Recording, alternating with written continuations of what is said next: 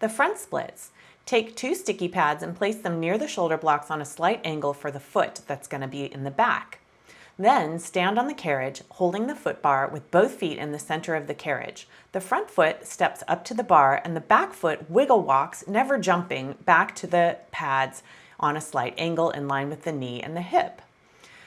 Bring the body to square off to the front bar and then keeping the hips low, pull the powerhouse in and press the carriage out, stretching open the front hip and the entire back leg. So the back leg is completely straight. The front leg moves the carriage, but the back leg stays strong and long with all the muscles pulling up, the kneecap pulling up as well. This is helping to open the hip flexors, connect to the powerhouse, and prepare the body for the second exercise, lifting the body up, crossing the arms.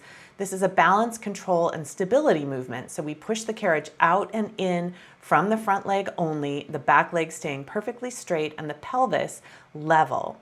After 3 to 5 repetitions, lift the powerhouse and bring the arms back to the bar, lifting the back heel. This is very important to protect the knee and place the knee on the mat. Move the foot back against the shoulder block and then press the carriage out from the back leg and the back heel. This is the ultimate stretch for the front of the hip, the front of the quad, and throughout the calf on that back leg. The front leg is not important. It's the back leg that creates the stretch.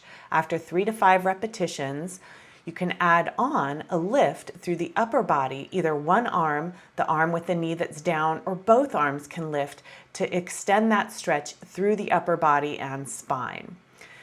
Pull in the powerhouse to return to the bar and then step down from the front bar and step both feet to the center of the carriage to change sides. The front foot goes to the bar first, the back foot wiggle walks to the pad. On a slight angle in line with the knee to protect the knee, we come down to a low position with the hips as best as you can control, keeping that back knee straight.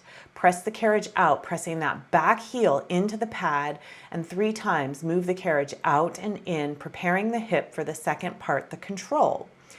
So on the second exercise, lift the powerhouse to lift the arms. The hands can now go either behind the head or still in front, depending on the balance, and practice 3 to 5 repetitions, pressing the carriage out, keeping the hips level and stable, and that back leg perfectly straight and strong to create that extended stretch through the whole body.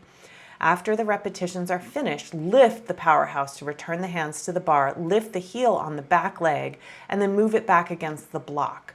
With the hips forward towards the bar, press through the back heel. You might not even need to move the carriage to get a complete stretch.